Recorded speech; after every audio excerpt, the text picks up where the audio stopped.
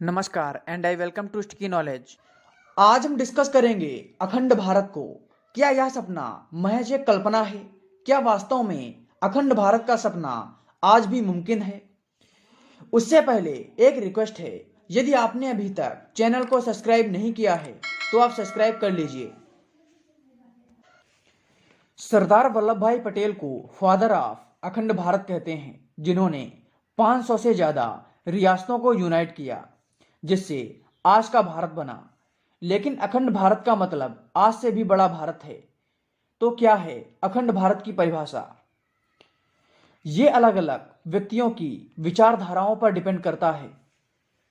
कुछ लोग आज के भारत को और पीओके यानी पाक ऑक्युपाइड कश्मीर और चाइना ऑक्युपाइड कश्मीर को अखंड भारत मानते हैं, तो कुछ लोग 1947 से पहले के भारत को अखंड भारत मानते हैं, जिसमें भारत, पाकिस्तान और बांग्लादेश सम्मिलित हैं। इसके अलावा कुछ अन्य लोगों के लिए अखंड भारत की बाउंड्रीज की लिस्ट में अफगानिस्तान, पाकिस्तान, इंडिया, नेपाल, भूटान, बांग्लादेश, म्यांमार और श्रीलंका जैसी इंडिया की नेबरीज कंट्री शामिल हैं। इसके अतिरिक्त कुछ बुद्धिजीवी ऐसे भी हैं जो अखंड भारत की बाउंड्रीज में अफगानिस्तान से लेकर इंक्लूडिंग तिब्बत और इंडोनेशिया तक के क्षेत्र को शामिल करते हैं। सुनने में यह हास्यास्पद और इम्पॉसिबल लगता है, लेकिन मैं आपको बता दूं कि यह पॉसिबल हो सकता है और इसके कुछ इकोनॉमिक फायदे भी हैं। अगर ये सभी देश यूनाइट होते हैं तो इनमें भारी इकोनॉमिक डेवलपमेंट होगी। हर देश आत्मनिर्भर ना होकर जिस क्षेत्र में वो सक्षम है उस क्षेत्र में ही ध्यान देगा। मिलिट्री पर ज्यादा पैसा खर्च नहीं होगा। इसके अतिरिक्त आप काबुल से जकार्ता तक छुट्टी मनाने के लिए जा सकेंगे। तो फायदे तो कई सारे हैं, लेकिन सबसे बड़ा सवाल है कि कैसे पॉसिबल है इनको यूनाइट करना। कई लोग ये सोचते हैं कि इंडिया को सैन्य सहायता से इन देशों पर कब्जा कर लेना चाहिए, लेकिन यह एक मूर्खतापूर्ण कदम होगा जिससे अखंड भारत का सपना कभी पूरा नहीं होगा, क्योंकि इतिहास में कई राजाओं ने ऐसे प्रयास किए हैं, परंतु कोई लंबे समय तक सफल नहीं हो पाया। अखंड भारत बनाने में सबसे बेस्ट कदम होगा कि सभी देशवासियों को धार्मिक और कट्टरपंथी विचारों का त्याग करना होगा। आपको वो सभी अधिकार पाकिस्तानी और मलेशियंस को देने होंगे जो आपको प्राप्त हैं। ऐसा नहीं है कि दुनिया में ये पहली बार सजेस्ट किया गया हो।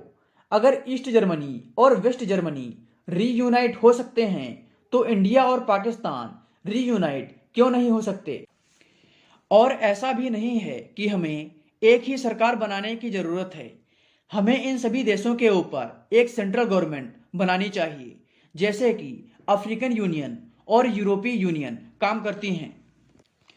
यानी हर देश की अपनी सेंट्रल गवर्नमेंट होगी, लेकिन उसके ऊपर एक सरकार और बनाई जाएगी। अखंड भारत के सपने को पूरा करने में कई चुनौतियां भी हैं, जिनमें दो प्रमुख हैं। जो पहला कारण है वो है धार्मिक राजनीति, जिसे हमारे देश के नेता अपने वोट बैंक के लिए धर्म के नाम पर बांटने की बात करते हैं। एग्जाम्पल आपके सामने है। संस्कृति है, मुस्लिम अलग संस्कृति है, दोनों एक साथ नहीं रह सकती। दो संस्कृतियां कभी एक साथ नहीं रह सकती हैं। ये टकराव होगा, जरूर होगा। और जब दो संस्कृतियां एक साथ नहीं रह सकती, इसलिए इसका विभाजन असंभव ही है, अवश्य होना चाहिए।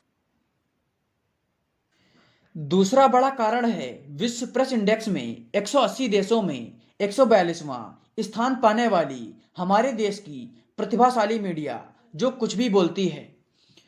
जब तक भारत में ये दो चुनौतियां विद्यमान रहेंगी, तब तक अखंड भारत बनने का सपना महज एक सपना ही रहेगा। तो आज का हमारा टॉपिक यहीं पे समाप्त होता है। फिर मिलेंगे आपसे किसी अन्य टॉपिक पे। तब तक के लिए गॉड ब्लेस यू ऑल।